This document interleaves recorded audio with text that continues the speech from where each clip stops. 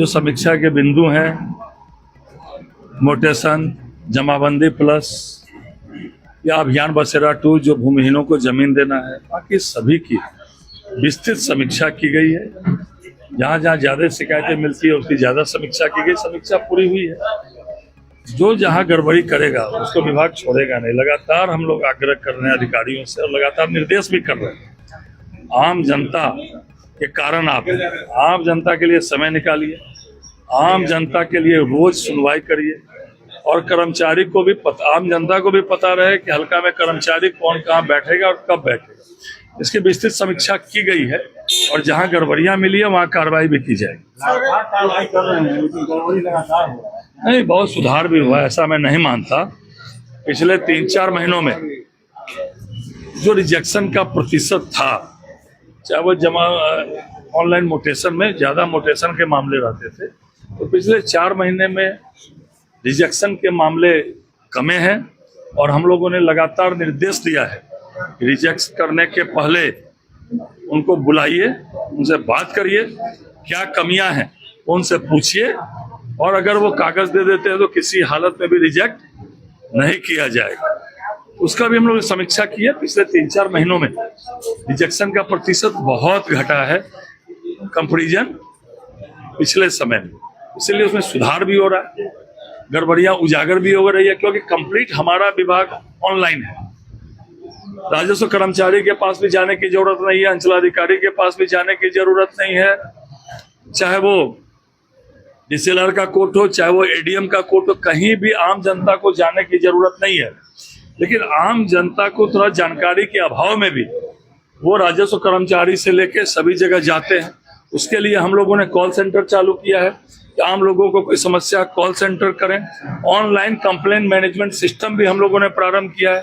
आम जनता ऑनलाइन अपना कंप्लेंट दर्ज भी करा सकती है और मेरे स्तर से, एसीएस के स्तर से और नीचे तक उसको देखा जा रहा है और समीक्षा के बिंदु में वो भी रखा जा रहा है कि ऑनलाइन कंप्लेंट मैनेजमेंट सिस्टम जो पिछले 8 मई को मैंने प्रारंभ किया था, उसमें जो शिकायतें आ रही है वो शिकायतें निष्पादन हो रही है कि नहीं हो रही है।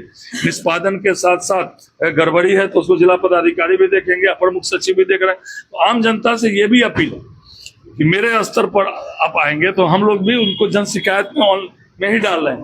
आप भी जो ऑनलाइन जन शिकायत की व्यवस्था है उसमें डालिए और अगर आपको जानकारी का थोड़ा अभाव है तो आप कॉल सेंटर से भी प्राप्त कर सकते हैं। आप अपने मोबाइल से सारे जमीन का डिटेल जो है देख सकते हैं।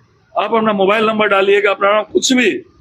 सबसे ज्यादा विभाग मेरा ऑनलाइन है। आप अपने मोबाइल से भी अपने जमीन का कागज देख सकते हैं, क्या स्थिति है वो समझ सकते हैं।